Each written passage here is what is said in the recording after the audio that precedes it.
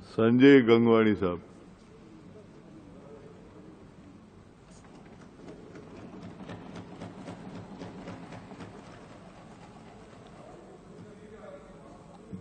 Thank you speaker साहब, आपने मुझे बजट 2021-22 में बात करने का मौका दिया।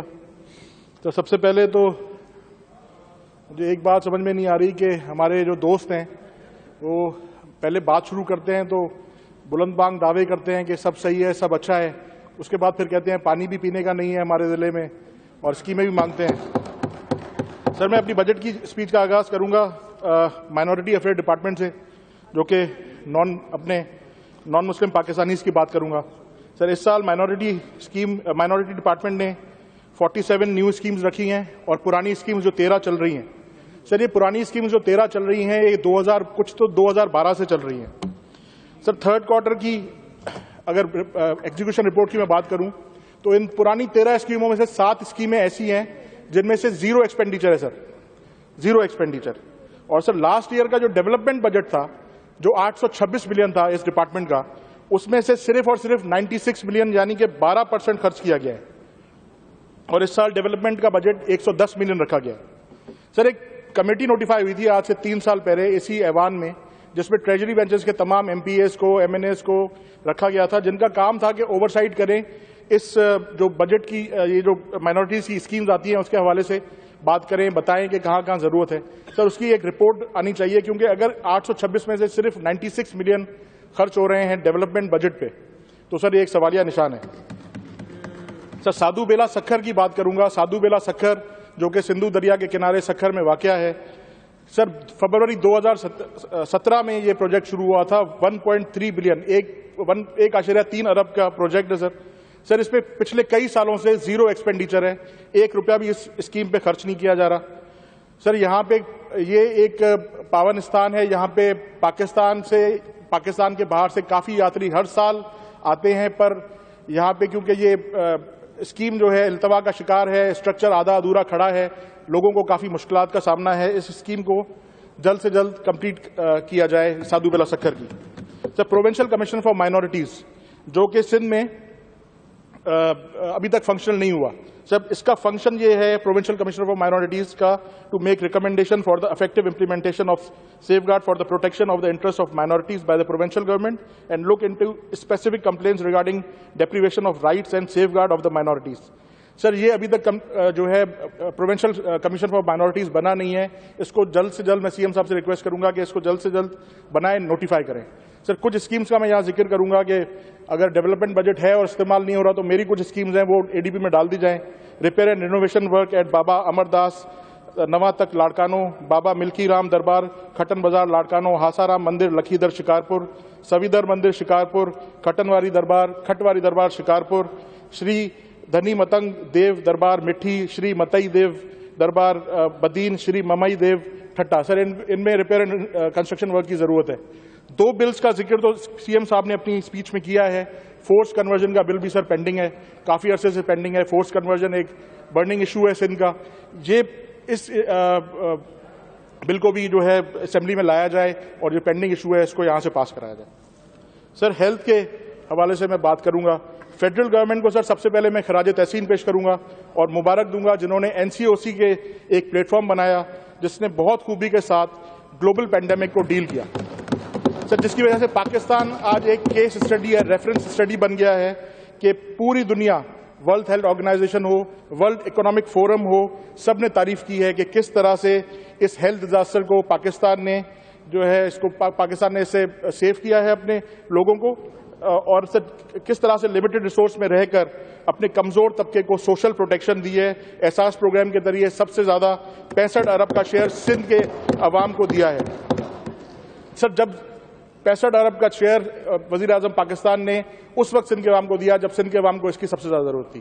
और सर, खुसूसी तौर पर शुक्रिया अदा करूंगा वजीर आजम इमरान खान का, जिन्होंने पॉपुलेशन रेशो के हिसाब से सबसे ज्यादा 25 अरब की कोविड की जो इक्विपमेंट्स हैं, जिसमें पीपीई शामिल हैं, प्रोटेक्टिव गियर्स शामिल हैं, मेडिकल सप्लाई शामिल हैं और सबसे इंपॉर्टेंट वैक्सीन जो है वो सूबे को दी। आज दिन तक सर, आज की रिपोर्ट है 29,81,925 लोगों को सिंध में वैक्सीन लग गई है।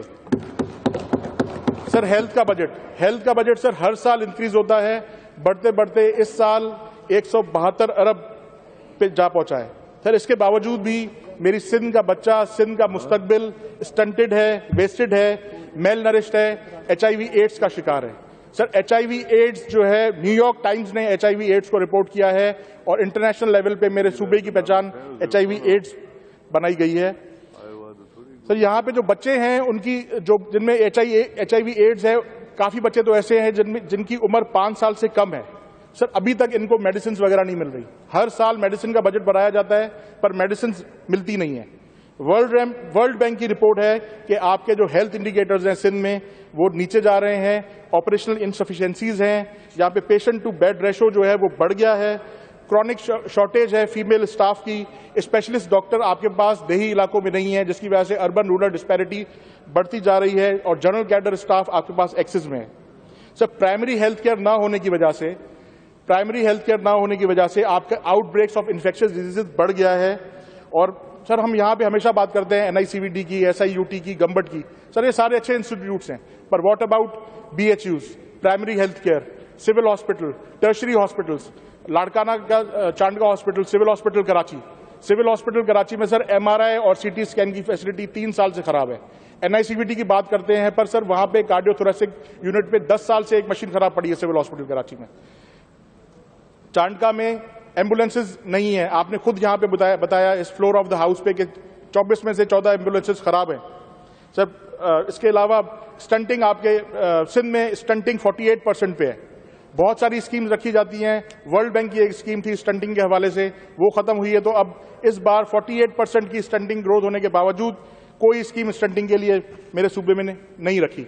CM साहब ने अपनी स्पीच में कहा कि healthy citizens are great asset and health is the biggest priority, पर सर ये प्रायोरिटी कभी कहीं पे भी नजर नहीं आती। वैक्सीन्स की बात करें, वैक्सीन का उन्होंने जिक्र किया, वैक्सीन्स की बात करें तो यहाँ पे कुत्ते के काटने की वैक्सीन अवेलेबल नहीं है, हेपेटाइटिस के लिए पैसे रखे जाते हैं पर हेपेटाइटिस के लिए वैक्सीन अवेलेबल नहीं है। इसके बरक्स 25 अरब 29,71,985 वैक्सीन वफाकी हुकूमत ने आपको दी हैं कोविड की, जो कि आज दिन तक एडमिनिस्ट्रेट हो चुकी हैं। Prevention is always better than cure. साफ पीने का पानी न होने की वजह से वाटर बॉर्न डिजीजेज जिसपे डायरिया, कोलरा तेजी से बढ़ रहा है। एक अंदाजे के मुताबिक, एक रिपोर्ट के मुताबिक 10 में से 5 बच्चे डायरिया और वाटर बॉर्न डिजीज का शिकार हैं, जिसकी वजह से मेल नरिशमेंट बढ़ती जा रही है। इन्फेंट मोर्टेलिटी रेट आपका 60 पर 1000 बर्थ तक पहुंच गया है और न्यूनेटल मोर्टेलिटी रेट 41 पर 1000 बर्थ पे पहुंच चुका है। सर थर जहां पे हर साल 400 से 500 बच्चे अपने जान की बाजी हार जाते हैं नाकिस सेहत की सहूलियात होने की वजह से, सर वहां पे न्यूनेटोलॉजिस्ट नहीं है। जैसे मैंने बताया कि सिंध में स्पेशल कैडर के डॉक्टर्स की बहुत कमी है, वहां पे भी न्यूनेटोलॉजिस्ट नहीं है, ना न्यूनेटल ICUs हैं, ना ICUs प्रॉपर हैं। सर थर को एक state of the art mother and child hospital की जरूरत है, जिसको जल्द से जल्द क्याम होना चाहिए ताकि थर के बच्चों को बचाया जा सके। रेस्क्यू सर्विस जो बहुत इंपॉर्टेंट होती है किसी भी सूबे के लिए, पाकिस्तान में सिंध एक वाहिद ऐसा सूबा है जहां पे रेस्क्यू सर्विस मौजूद नहीं है। इस साल 600 मिलियन रखे गए हैं। सर ये जो ऑलरेडी रेस्क्यू सर्विस चल रही है ये तो उसकी ऑपरेशनल कॉस्ट है। नई स्कीम्स, नई जो रेस्क्यू सर्विस है पूरे सिंध के लिए, उसका ब्रेकअप कहीं नजर नहीं आता मुझे कि उनके लिए कितने पैसे रखे हैं, क्योंकि 600 मिलियन तो सिर्फ ऑपरेशनल कॉस्ट है। 660 करोड़ में तो आपकी पूरे सूबे के लिए एम्बुलेंसेज और रेस्क्यू सर्विसेज नहीं हो सकती। डेवलपमेंट बजट जो हेल्थ का रखा गया है वो पिछले साल वो 30,804 मिलियन रखा गया था, जिसको मॉडिफाई कर दिया गया था, बढ़ा दिया गया था, 31,209 मिलियन कर दिया गया था। पर सर उसमें से सिर्फ और सिर्फ 2,050 मिलियन खर्च हुए, जो कि सिर्फ 7% बनता है। 191 स्कीम्स थी पुरानी, जिनमें से 100 से ज्यादा स्कीम्स ऐसी हैं जिसमें एक्सपेंडिचर है ही नहीं। बायोसेफ्टी लैब्स की जहां बात की गई थी, इन्फेक्शियस डिजीज हॉस्पिटल की जहां बात की गई थी कि बायोसेफ्टी लैब्स बनाई जाएंगी, पिछले साल पैसे रखे गए, जीरो एक्सपेंडिचर, इस साल वो निकाल दी गई। Establishment of 200 bedded infectious hospital Mirpur खास, लाड़कानो, हैदराबाद, नवाबशाह, सखर, पिछले साल पैसे रखे गए, जीरो एक्सपेंडिचर, इस साल जो है उसमें हर स्कीम में 1915 मिलियन रखे गए हैं, पर इस साल की सिर्फ और सिर्फ एलोकेशन जो है वो 130 मिलियन है। सर ये कब बनेंगे हॉस्पिटल? 130 मिलियन की एलोकेशन अगर इस साल है तो इस हिसाब से तो ये 14 साल में ये हॉस्पिटल बनेगा। और आपके सूबे में इन्फेक्शियस डिजीज का आउटब्रेक पहले ही नहीं हुआ, टाइफाइड में भी हो चुका है, हेपेटाइटिस के जरिए भी हो चुका है, HIV एड्स के जरिए भी हो चुका है। तो ये इन्फेक्शियस डिजीज के हॉस्पिटल बनने में इतनी देर क्यों लग रही है?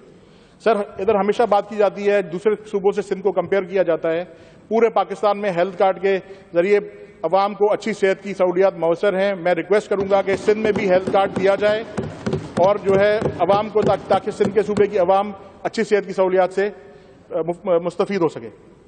सर, 13 लाख की आबादी वाला शहर डिस्ट्रिक्ट शिकारपुर, जिसे कभी पेरिस ऑफ सिंध कहा जाता था, जिसकी पहचान हॉस्पिटल, स्कूल, उसका ड्रेनेज सिस्टम और उसका इंडस्ट्रियल एरिया होता था, आज उसकी पहचान होती है कच्चे के डाकू से, वहां पे लॉ एंड ऑर्डर की सिचुएशन से।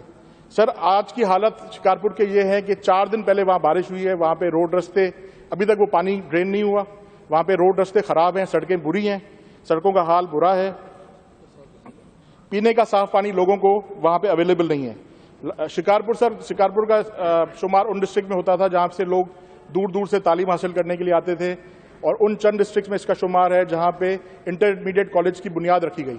सर, आज वहां पे एजुकेशन के म्यार ये है कि वहां पे जो टोटल प्राइमरी स्कूल्स हैं वो 982 हैं, सेकेंडरी स्कूल सिर्फ 54 हैं। मतलब कि प्राइमरी स्कूल्स 982 और सेकेंडरी स्कूल 54, इतनी डिस्पैरिटी क्यों है सर?